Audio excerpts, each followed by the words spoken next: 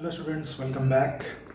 तो भैया हमारा चैप्टर चल रहा है मोशन इन वन डायमेंशन, और पीछे भी मैंने 2 लेक्चर उसके डाल दिए हैं, जितने उसमें थ्योरी पार्ट था, न्यूमेरिकल पार्ट था। होप आपने देखा होगा और समझ आ गया होगा। तो आज का जो टॉपिक है वो हमारे पास है यूनिफॉर्मली एक्सेलरेटेड मोशन। कि एक्सेलरेशन जब कांस्टेंट होगी तो हम 3 इक्वेशन का यूज़ करते हैं, v equal to u plus a t, v square u square two s, n s equal to u t plus. तो पहले तो मैं इसका डेरिवेशन करा देता हूँ, इनको प्रूफ कैसे करते हैं कैलकुलस मेथड से। उसके बाद फिर हम इसको देखते हैं कि ये न्यूमेरिकल किस तरीके से। So first start with the derivation, and then अगर आपको डेरिवेशन पार्ट आता है तो you can skip the part and you can directly go to the numerical. So without wasting time let's start. So शुरू करते हैं आज का lecture number 3, uniformly accelerated motion. देखिए इसके अंदर हम पहले 3 इक्वेशन को प्रूव कर लेते हैं। तो प्रूफ देखते हैं। सबसे पहले आपने 9th में पढ़ रखा होगा कि v equal to u plus a t एक इक्वेशन है। हम इसको कैलकुलस मेथड से पहले इसको प्रूव करते हैं। कैलकुलस मेथड पे जाने से पहले आप प्लीज़ जो ऊपर लिंक दिया है उसमें डिफरेंशिएशन और इंटीग्रेशन ज़रूर पढ़ लें, क्योंकि ये बैकबोन है इस टॉपिक की और इस चैप्टर की, यानी कि इस फिजिक्स की। तो चलते हैं, शुरू करते हैं कि वी नो दैट कि acceleration equal to rate of change of velocity, rate of change of velocity. So what is dv, इसको मल्टीप्लाई कीजिए a d t. Now integrating both side, ये होती है, यहाँ पे हम लिखेंगे वेलोसिटी की लिमिट और यहाँ पर हम लिखेंगे टाइम की लिमिट। तो इनिशियल वेलोसिटी पार्टिकल की u, final v, initial time 0, final t। तो मैं अपने डिफरेंशिएशन इंटीग्रेशन अगर पढ़ रखा है और भूल गए हैं तो उसके लिए एक फार्मूला बता देता हूँ मैं। x की पावर n dx का इंटीग्रेट होता है n+1 बाई n+1, और सिर्फ dx का इंटीग्रेट होता है x। तो चलते हैं वापस। तो यहाँ देखिए, यहाँ सिर्फ dv है, इसके साथ v नहीं है, तो dv का इंटीग्रेट हो गया v, lower limit upper limit, a dt का हो गया t, lower limit upper limit. तो कैसे डालते हैं वैल्यू, पहले इस v में अपर लिमिट की वैल्यू डालिए माइनस फिर लोअर। तो इस v में पहले v डाला, ऊपर वाली वैल्यू v आ गया, फिर माइनस फार्मूले का पार्ट है और u, एक्सेलरेशन t में upper limit minus lower limit. तो v equal to u plus a t एक कैलकुलस मेथड से प्रूफ आ गया। तो शुरुआत करनी कहाँ से है, a से। एक्सेलरेशन क्या होती है, d v by d t. ये जो रेट ऑफ चेंज है, ये ध्यान रखिएगा, ये कांस्टेंट है, तभी तो एक्सेलरेशन कांस्टेंट होगी। और ये इक्वेशन तीनों की तीनों आप जानते हैं, तीनों को तभी लग सकती है जब एक्सेलरेशन यूनिफॉर्म हो, यानी कि कांस्टेंट।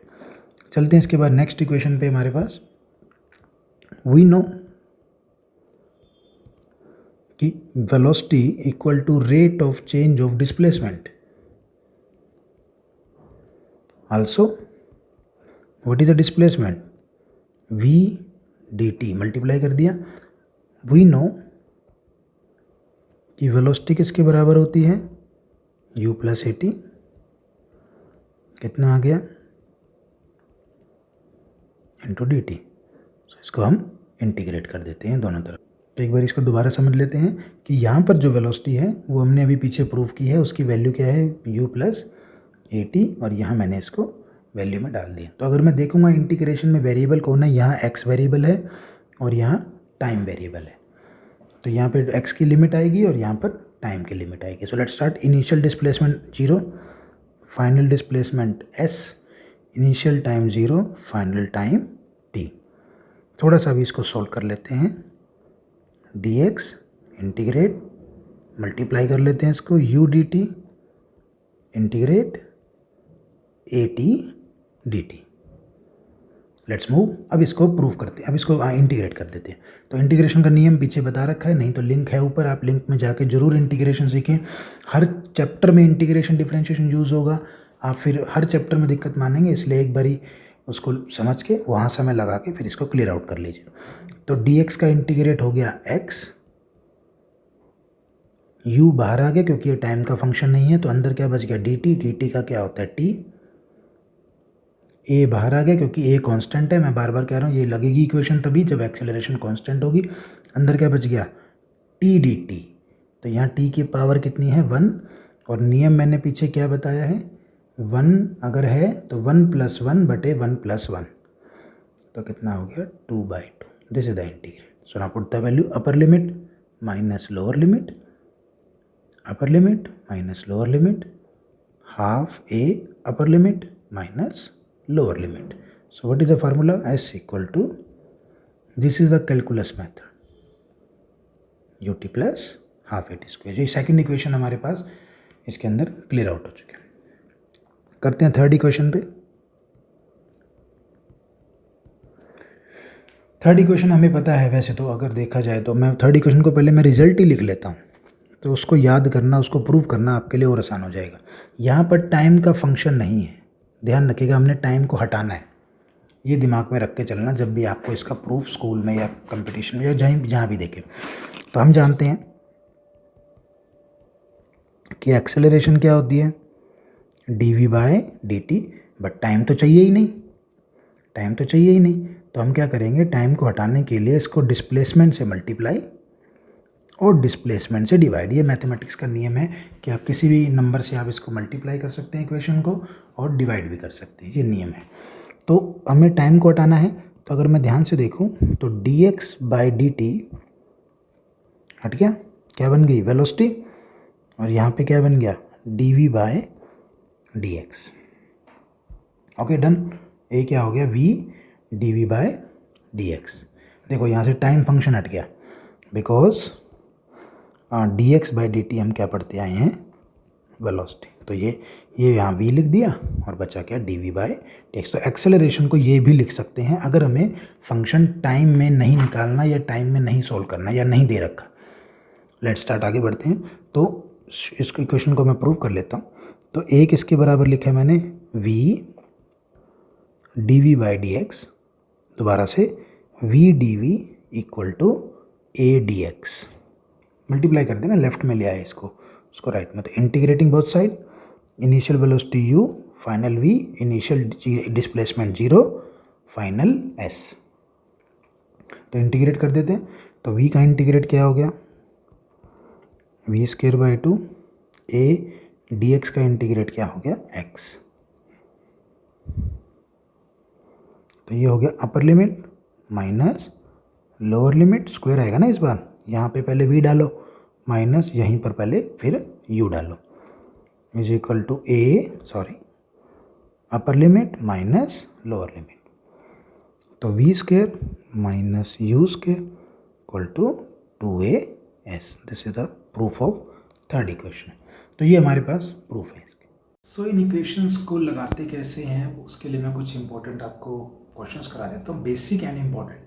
तो इनको आप नोट कर लीजिए एंड उनको रिवाइज कीजिए, प्रैक्टिस कीजिए. इन्हीं क्वेश्चंस को, ये एनफ है, अगर आप इनको समझ लेते तो अप्लाई करना आपको आ जाएगा. फिर उसके बाद second part and then third part में देंगे. So let's start with some numerical on this particular topic.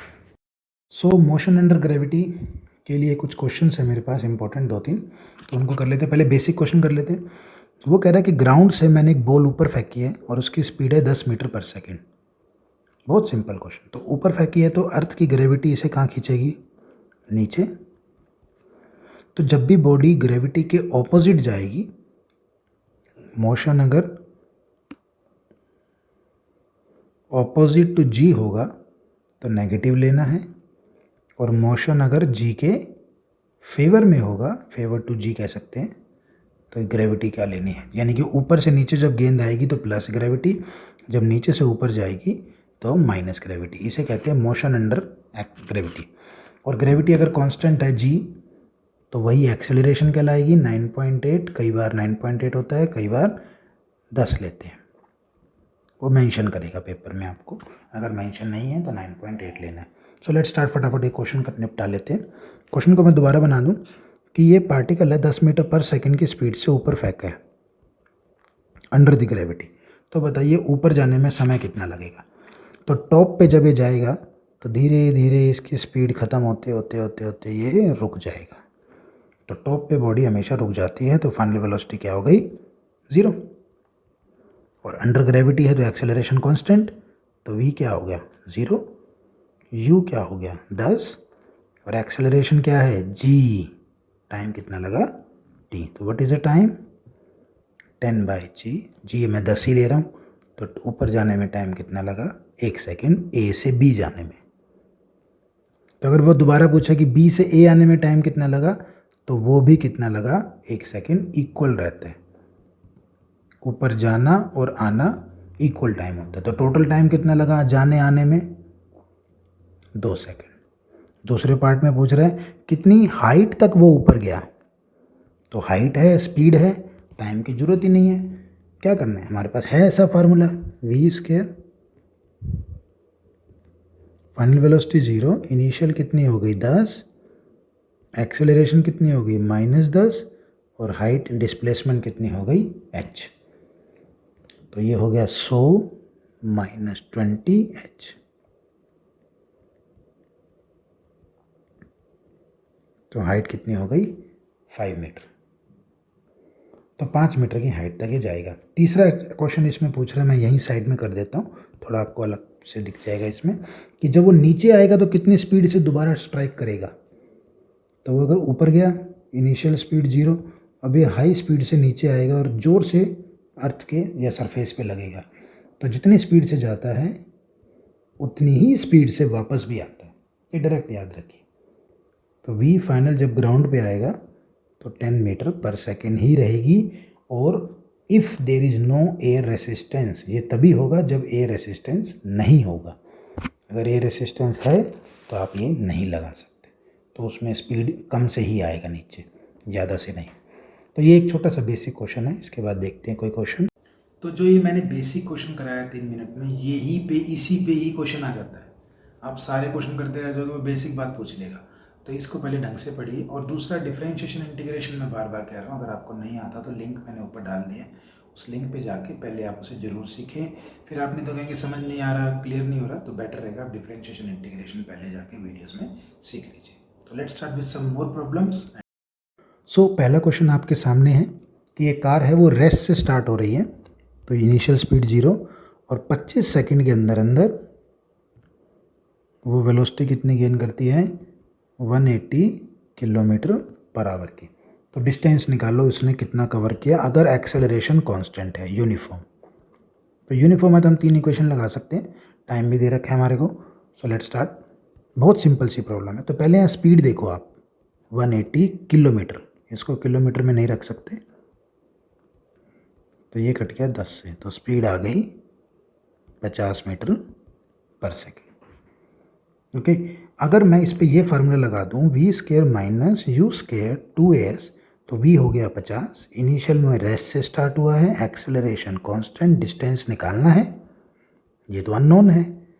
पर जब मैं इसको निकालने जाऊंगा तो वो एक्सेलरेशन की डिमांड करेगा। तो यहाँ तो दे रखा टाइम, एक्सेलरेशन कांस्टेंट तो दी है बट कुछ है ही नहीं ऐसा, तो हम लगाएंगे पहले ये वाला फार्मूला, एक साथ 2 लगेंगे। तो v कितना हो गया? 50, 180 तो कन्वर्ट कर लिया। u0 कितना लगा था? 25 सेकेंड। तो एक्सेलरेशन कितनी आ गई? 2 मीटर पर सेकेंड स्क्वायर। तो इक्वेशन 1 में डाल दीजिए इसको। तो ये हो गया 2500, 50 का स्क्वायर, 2 डिस्प्लेसमेंट कितनी आ गई जी? 2500/4, तो ये आ गई 625 मीटर के आसपास डिस्टेंस है। That's a very simple problem. इसके बाद देखते हैं आगे नेक्स्ट प्रॉब्लम।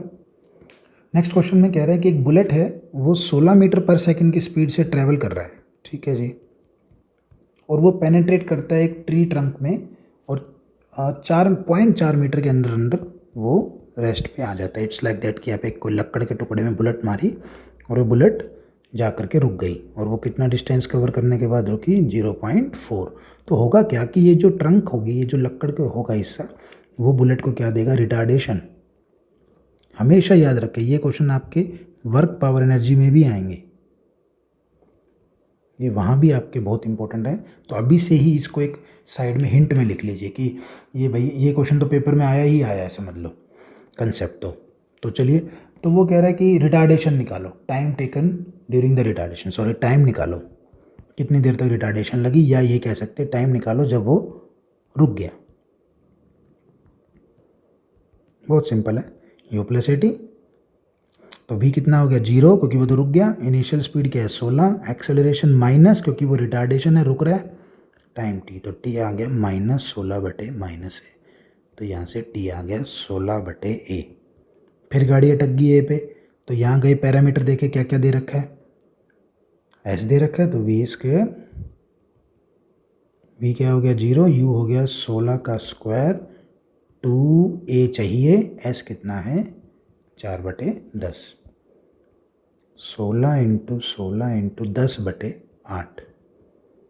रिटार्डेशन भी अच्छी खासी है इसकी, तो कितनी आ रही है, माइनस मैंने यहाँ नहीं लिया तभी यहाँ माइनस कटा नहीं, तो ये हो गया 320 मीटर पर सेकंड स्क्वायर। तो यहाँ डाल दीजिए 0.05 सेकंड के अंदर अंदर ये रेस्ट पे आ जाएगा। और कितनी रिटार्डेशन मिलेगी इसको, 320 मीटर पर सेकंड। इसी क्वेश्चन का वैसे तो इसने सेकंड पार्ट नहीं दिया, मैं खुद ही बता दूं कि if mass of bullet 20 gram, find the retarding force. तो रिटार्डिंग फोर्स क्या होता है, एम में बुलेट का मास हो गया 20 और उसको एक्सेलरेशन कितनी मिल रही है, माइनस में कितनी थी 320, ये एक्सेलरेशन। तो रिटार्डिंग फोर्स हो गया 1 2 1 2, तो ये हो गया 64/10, माइनस मतलब अपोज कर रहा है फोर्स, और वो कितना लग रहा है इसको 6.4 न्यूटन का। तो इसके बाद ये आप इसको दोबारा से आप ध्यान से समझ लीजिए, यहाँ डिस्टेंशन टाइम दे रखा है और यहाँ डिस्टेंस का पूछना है और डिस्टेंस दे रखा है, और आपने पहले ये लगा करके टाइम निकाल लिया ए की टर्म्स में, फिर ये लगा करके ए निकाल के यहाँ पुट कर दी और टाइम मिल गया। एक और ट्राई कर लेते हैं ऐसा क्वेश्चन जो इंपॉर्टेंट है। सो नेक्स्ट क्वेश्चन आपके सामने है कि एक कार है वो स्ट्रेट हाईवे पे मूव कर रही है 72 किलोमीटर पर आवर से, और 100 मीटर के अंदर अंदर ब्रेक लगा के रोक देते हैं उसको। तो ब्रेक लगा के रोक दिया, इसका मतलब फाइनल वेलोसिटी क्या हो गई 0, और इनिशियल में वो कुछ ना कुछ मूव कर ही रही होगी तभी तो रुकी है, तो कितनी हो गई। ये ऐसे पता चलता है कि रोक दिया तो फाइनल 0। आधों को तो यही समझ नहीं आता कि रुका तो क्या 0 लेना है, बहुत सिंपल है, रोक दिया तो फाइनल 0 और चल रही है तो इनिशियल 72 जो भी है। तो इसको कन्वर्ट कर लीजिए, 4 दूनी 20 हो गया। चलिए आगे बढ़ते हैं। इसके बाद हमारे पास है डिस्टेंस 100 मीटर के अंदर अंदर वो रुक गई, तो गाड़ी यहाँ से चली, ब्रेक मारी और यहाँ पे आकर के रुक गई, तो कितना हो गया 20 के डिस्टेंस दे रखा है, तो रिटार्डेशन निकाल लूँ। अच्छा रिटार्डेशन पूछी है और टाइम पूछा है इसने, चलिए तो v0 20 का स्क्वायर 2as, तो इसको सोल्व कर लीजिएगा आप खुद ही, ये आपका काम है। एक्सेलरेशन आएगी 2, आंसर थोड़ा सा आप कॉपी पेन चला लीजिए, और उसने पूछा टाइम निकालिए रुकने का, तो आप उसको में देखिए कि क्या लगा सकते हैं। टाइम दे रखा है 10 सेकेंड, ये आपके लिए यहाँ पे छोड़ दिया, इसको ट्राई कीजिए। नेक्स्ट क्वेश्चन देखते हैं एक और। सो द नेक्स्ट क्वेश्चन जो आपके सामने है, it is the most important question. चलिए डिस्कस करते हैं रिएक्शन टाइम। रिएक्शन टाइम का मतलब होता है कि मान लीजिए आपके पास कोई व्हीकल है और उसमें कोई ब्रेक है, अब आप सामने कोई सिग्नल देखते हैं, तो आप उस सिग्नल को देखने के बाद ही तो एक्सेलरेटर से पैर हटा करके कहाँ लगाएंगे, ब्रेक पे। तो ये एक्सेलरेटर से पैर हटा के ब्रेक पे लगाने के टाइम को हम क्या कहते हैं, reaction time. This is the reaction, पैर बदलना कह सकते हैं, या फिर जैसे आप स्कूटी चलाते हैं बाइक, तो रेस छोड़ के ब्रेक लगाने में जो उंगलियां पहुँचती है वहाँ तक, उतने समय को रिएक्शन टाइम कहते हैं।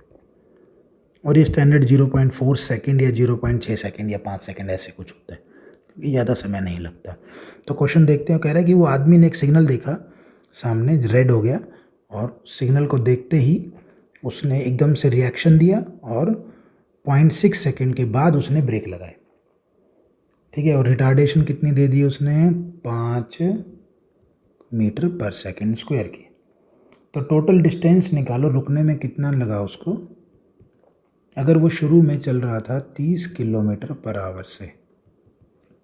सो देखते हैं कैसे, मैं इसको डायग्रामेटिकली समझाऊंगा कि ये गाड़ी है और उसने देखा और यहाँ पर उसने ब्रेक मारे, ब्रेक स्टार्टिंग है ये पॉइंट,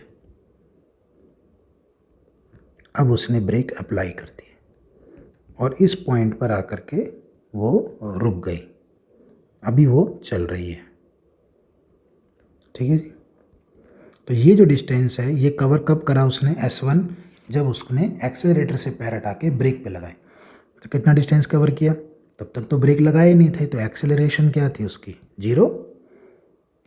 उसने तो ब्रेक लगाए नहीं थे ना, कांस्टेंट स्पीड से चल रहा था ना। कितनी स्पीड से? 30 किलोमीटर पर आवर।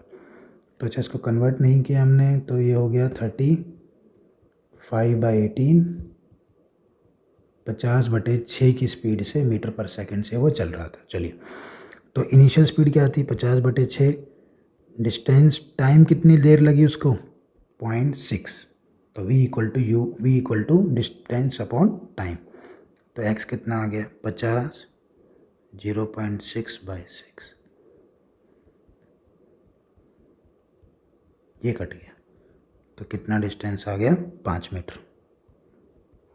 यानी कि उसकी गाड़ी इतनी स्पीड पे थी कि उसको एक्सेलरेटर से ब्रेक पे जाने में ही 5 मीटर कवर कर लिया गाड़ी ने। अब हम बढ़ते हैं डिस्टेंस S2 निकालने। ये पॉइंट जो पहले वाला समझाया है ये दूसरे से ज़्यादा इंपॉर्टेंट है। तो पहले वाला दूसरे वाला निकालने जाएंगे हम। तो इनिशियल स्पीड क्या है भाई? 50/6। उसने ब्रेक लगा दिए हैं और उसको रोकने के लिए डिस्टेंस निकाल दी, क्योंकि उसने ब्रेक लगाए हैं तो एक्सेलरेशन आ गई ना। तो v कितना हो गया? 0, 50/6 टू a कितना है? रिटार्डेशन -5 और डिस्प्लेसमेंट क्या है? S2। 2500/36, 10 इंटू S2, ये कट गया। तो डिस्टेंस कितना कवर कर लिया इसने? माइनस से माइनस कट गया, 250/36 ब्रेक लगाने के बाद। तो टोटल उसने ऑब्जर्व करने के बाद टोटल डिस्टेंस कितना कवर किया? दैट इज S1 कितना है हमारे पास? 5, और ये हो गया 250/36। तो आंसर इज 11.94 मीटर। तो इसमें बस एक चीज़, ये मैंने जो पहले समझाई है, आप इसको पीछे जाके ज़रूर समझें। ये इस तरह का क्वेश्चन पेपर में, स्कूल में, कंपटीशन में ज़रूर आते हैं, क्योंकि यहाँ पे बच्चे डिस्टेंस को मिस्टेक करते हैं और वो v = u+at लगा देते हैं यहाँ पर। जबकि यहाँ से लेके यहाँ तक तो ब्रेक लगे ही नहीं, तो एक्सेलरेशन तो है ही नहीं, स्पीड कांस्टेंट है। स्पीड कांस्टेंट है तो हम कौन सा फार्मूला लगाएंगे? Simple, speed equal to distance upon time का। तो भाई ये क्वेश्चन आपको समझ आ गए होंगे हो, जितने भी कराए हैं 4-5-6 क्वेश्चन, और इनको आप नोट कर लीजिए, कॉपी जरूर बनाएं। इट्स नॉट लाइक कि आपको जब भी कुछ सीखना है तो आप वीडियो पे गए, वीडियो पढ़ ली, वीडियो याद कर ली, फिर चले गए, फिर वीडियो। आप कॉपी जरूर बनाएं जिस कॉपी में आप ये क्वेश्चन उतार सकें। दूसरा, अब जो मैं प्रॉब्लम करा रहा हूँ वो प्रॉब्लम स्कूल, कंपटीशन, कोई भी टेस्ट पेपर आप दोगे उसके लिए पेट क्वेश्चन है, वो पेट है उन सब के लिए। वो क्वेश्चन आता ही आता है एक तरह से, ये समझ लीजिए, 100% चांस है। तो उस क्वेश्चन को आप ध्यान से समझिए and let's begin with problem. आपके सामने है यहाँ पर, from the top of tower 100 metre in height, एक बॉल को ड्रॉप किया गया। ड्रॉप मतलब इनिशियल वेलोसिटी 0, और उसी वक्त at the same time another ball is projected vertically upward from the ground. एक को नीचे से ऊपर फेंका है और एक को ऊपर से नीचे ड्रॉप किया है। तो कब और कहाँ? When and where the two balls will meet. So let's start with the question. देखिए, डायग्राम बहुत ज़रूरी है, बिना डायग्राम के आपको काइनेमेटिक्स या फिजिक्स भी कह लो, समझनी मुश्किल हो जाएगी। तो हमने क्या किया? एक बॉल ली A, ये एक बॉल ली B, इसको ड्रॉप किया गया है तो U क्या हो गया? 0, और हाइट है टावर की 100 मीटर, और A को ऊपर भेजा गया है। ओबियसली ऊपर भेजने के लिए इनिशियल स्पीड चाहिए। तो कब और कहाँ ये दोनों मिलेंगी? देखिए, इसकी स्पीड ज़्यादा है तो शायद ये डिस्टेंस ज़्यादा कवर कर ले, और इसकी स्पीड कम है तो ये डिस्टेंस कम कवर करे। तो हम ऐसे क्वेश्चंस में जिसमें ये पूछे कि कब और कहाँ मिलेगी, तो मान लीजिए दोनों यहाँ मिलेंगी, A और B। तो A कहाँ जा रही होगी? ऊपर, और B कहाँ जा रही होगी? नीचे। तो B ने कितना डिस्टेंस कवर किया? X। तो A ने कितना डिस्टेंस कवर किया? 100 माइनस X। ठीक है। तो इस तरह के क्वेश्चन में जब कब और कहाँ मिलेगी बॉल्स, हमेशा याद रखें कि टाइम सेम रहता है, डिस्टेंस अलग अलग हो सकता है, क्योंकि स्पीड किसी की ज़्यादा है किसी की कम, तो डिस्टेंस अलग अलग हो सकता है, बट टाइम मस्ट बी, मैं तो ये इसके लिए यही वर्ड यूज़ करूँगा, मस्ट बी सेम रहेगा। तो अब हम चलते हैं पहले बॉल A के पास। तो A के पास हम लगाते हैं फॉर्मूला, मैं यहाँ लिख देता हूँ। तो पहले A के पास SAUAT + ½ AA t²। तो एस ए ने कितना डिस्टेंस कवर किया है 100 माइनस एक्स, इनिशियल स्पीड कितनी है ए की 25 टी, एक्सेलरेशन क्या हो गई जी, क्योंकि ए ऊपर जा रही है तो ग्रेविटी कहाँ लगेगी नीचे, और टाइम क्या हो गया टी स्क्वायर। तो फिर बता रहा हूँ कि मान लीजिए ए और बी कहीं पर किसी भी पी पॉइंट पे मिलते हैं और ए कितना डिस्टेंस कवर कर लेती है बॉल 100 माइनस एक्स, और बी ऊपर से कितना कर लेती है एक्स। तो अब चलते हैं बी के पास, सेम फार्मूला मैं बी पे भी लगाता हूँ, बी की स्पीड टाइम सेम रहेगा, बी की एक्सेलरेशन टाइम सेम। तो बी ने कितना डिस्टेंस कवर किया एक्स, उसको ड्रॉप किया गया है, ड्रॉप करना या रिलीज़ करना एक ही बात होती है। इनिशियल स्पीड 0, वो ग्रेविटी में फेवर में गिर रही है तो ग्रेविटी पॉजिटिव। तो ये दो इक्वेशन अगर आपको बनानी आ गई है तो दी बेस्ट है ये, इसको हम सॉल्व कर लेते हैं। यहाँ से एक्स की वैल्यू उठा के मैं यहाँ रख देता हूँ। सो ये हो गया 100 minus x half g t square, इसको आप कॉपी में लिख लीजिए तो आपको समझना आसान हो जाएगा, is equal to 25 t minus half g t square. ये कट गया इससे, तो 100/25 इक्वल टू टी। तो 4 सेकंड बाद दोनों मिलेंगी, यानी कि 4 सेकंड में ये x कवर करेगी तो 4 सेकंड में ये 100 माइनस एक्स कवर करेगी। तो x कितना करेगी, हाफ टाइम 4 सेकंड है, मैं g को 10 ले रहा हूँ, 4 का स्क्वायर 16, तो x कितना कवर करेगी 80 मीटर। और दूसरी वाली बॉल ए वाली बॉल, ये बी के लिए था ना डिस्टेंस, ए वाली कितनी थी 100 minus x which is 100 minus 80, 20 metre. ठीक है, तो टॉप से 80 मीटर की दूरी और नीचे से 20 मीटर की दूरी पर ये दोनों गेंद आपस में मिल जाएंगी। तो ये एक अपने आप में बहुत दी मोस्ट इम्पोर्टेंट क्वेश्चन है, तो इसको आप प्लीज़ एक बारी और करके देखें, तभी आपको ये बेटर समझ आएगा, और ये पेपर में आता ही आता है। सो ये है नेक्स्ट एंड लास्ट क्वेश्चन आपके सामने है कि एक ball is thrown vertically upward with a speed of 19.6 metre per second from the top of tower, not from the bottom. From the bottom का कंसेप्ट मैंने आपको यहाँ पे कराया है, ये रहा, तो ये अलग कंसेप्ट है, from the top of tower का अलग कंसेप्ट है। तो देखते हैं क्या कह रहे हैं कि from the top of tower की हाइट हमें निकालनी है, दे रखी है। तो यहाँ से एक बॉल ऊपर फेंकी और उसको ऊपर से नीचे आने में जो टाइम लगता है, मतलब ऊपर जाना ए से बी और बी से सी, टोटल टाइम उसको लगता है 6 सेकेंड। तो find the height of tower, तो और स्पीड लॉन्च कितनी की गई है 19.6 मीटर पर सेकेंड। तो कैसे करने इस तरह के क्वेश्चन, ये किस तरीके का क्वेश्चन है, इसको यह पता कैसे चलेगा। इसमें आपकी बॉल या बॉडी हमेशा किसी टावर पे खड़े होकर के ऊपर फेंकी जाएगी। मैं लिख भी देता हूँ, throne upward from a building. तो इस क्वेश्चन को कैसे करना है, बहुत इजी मेथड है, बहुत इजी, याद ही करना है तो एक तरह से कंसेप्ट कि ये 0 ले लिया, तो बॉल ऊपर गई और वापस आई, तो नेट डिस्प्लेसमेंट ए से लेके डी तक की 0 हो गई।